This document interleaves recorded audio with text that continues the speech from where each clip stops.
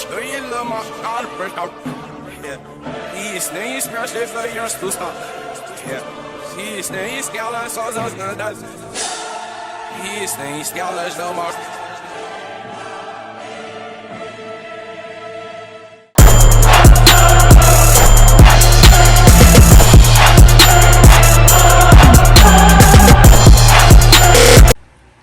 Alright, so we're about to close in on the final seconds of this trade, and look at them top entries, bro. Sniper entry, sniper entry. And I really took those to make up because I didn't feel like I was going to win those bottom entries at first, but we about to end up clearing every single one of them, so that's amazing.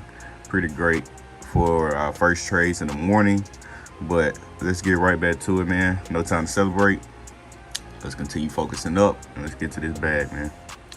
All right, so I wanted to show y'all this adjustment that I just made. So look, the US dollar and the Japanese yen, right, was coming up to an MA area, and it was an oversold area, overbought area.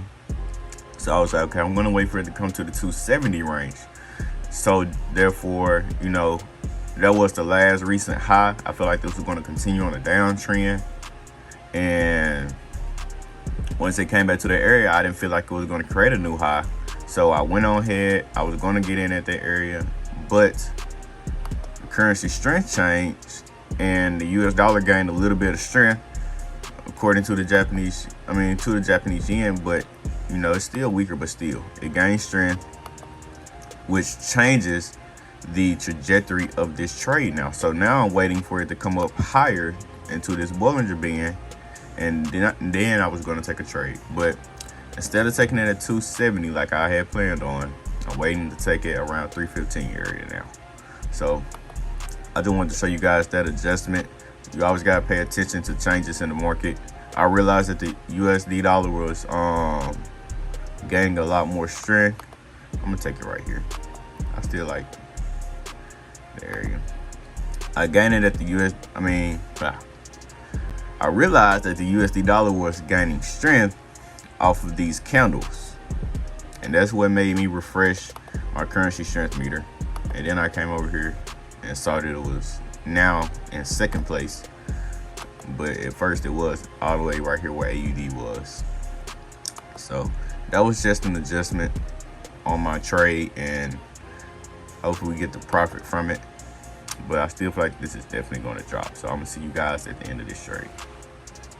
Okay, so it's retracing back up, and the reason I didn't take any re-entries was because I'm now going to wait and see how this market reacts at this moment.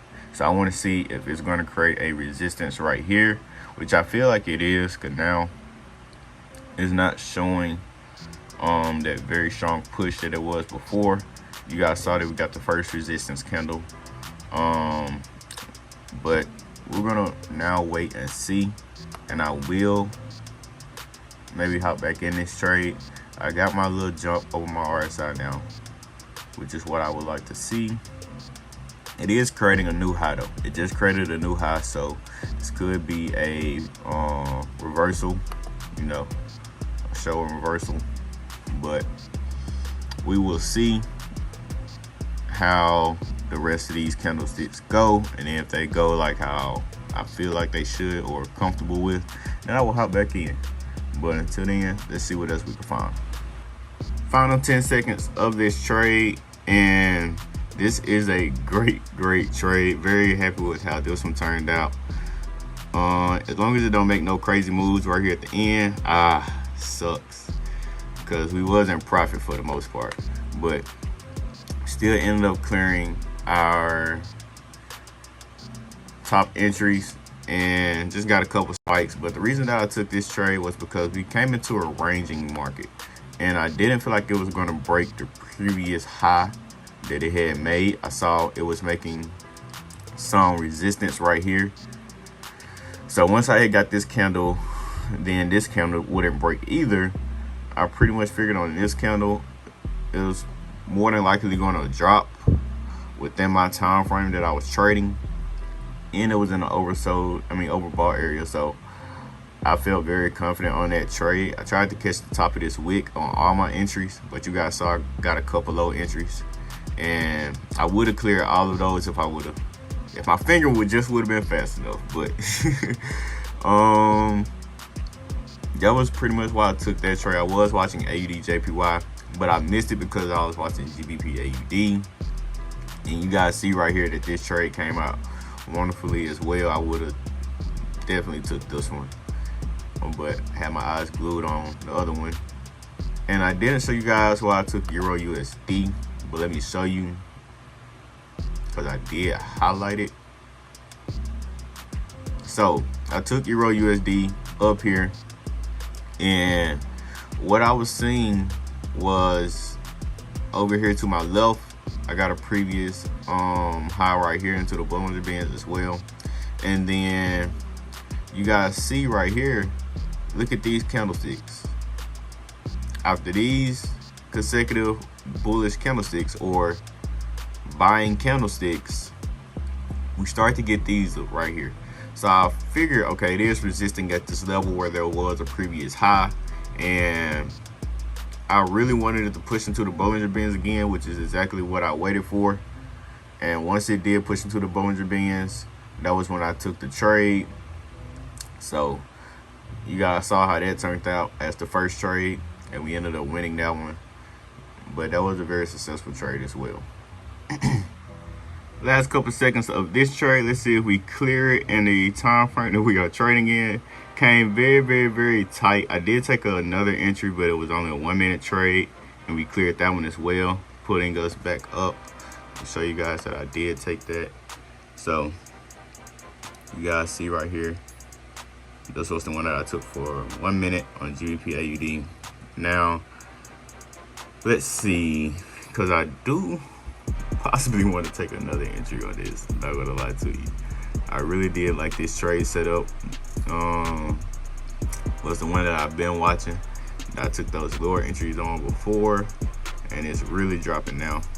Should have definitely took those re-entries up there. Most definitely should have took that re-entry. But we may get another chance. I do actually want this to come higher. You guys see that it's fighting right now. The buyers and the sellers are fighting right now. So I want it to come up a little bit higher into that resistance area, to where, okay, they're definitely going to run out of like power for sure, the buyers at least. So once it come up to around that 190 range, then I would definitely take a trade right there. It has hit 170, but I wanted to come into the 190 range for me to be very confident in this trade. We can collect our profits and call it a morning on that. So we will see if it comes up to that range. If not, then that will be the end of the session. Look, I'm going to let the market come to me. I'm not going to chase it. If it don't come to me, then that will be the end of the session. If it does, then we're going to make another bag. But I'm going to see y'all when that time comes.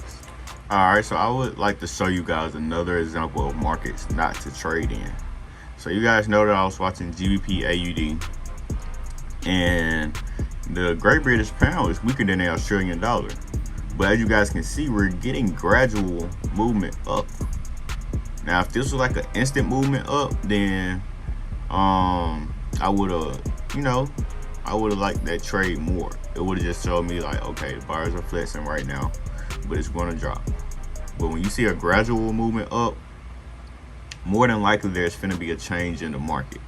And we're hitting that, well, we just hit that 30-minute time frame. Let's see, 10:39. So we're 9 minutes past it right now. And you guys know, like every 30 minutes to an hour in the binary options, there could be a potential reversal. So that's what I was pretty much figuring what was about to go on. Also USD CAD. No, it wasn't USD CAD. Let me show you. So NZD CAD. So this right here, we got this going on, and then there's a couple more examples. Let's see. I want to say it was AUD CAD as well. So AUD CAD is stronger. I mean, the Australian dollar is stronger than the Canadian.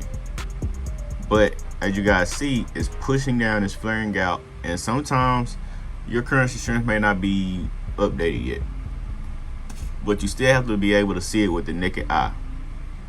And what I'm seeing right now is that there's definitely something going on in the Canadian dollar, which is giving it more strength and driving this market down some more.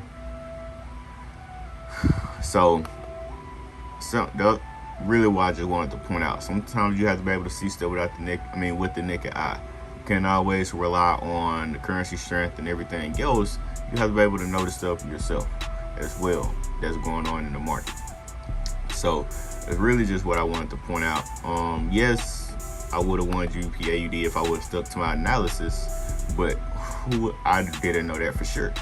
I like hopping in trades that I know for sure are going to react the way that I want them to react. So now that I know that, I can take a trade because I have my everything, my confirmations lined up right now for me to hop in for a sale. But we're going to see how this market reacts.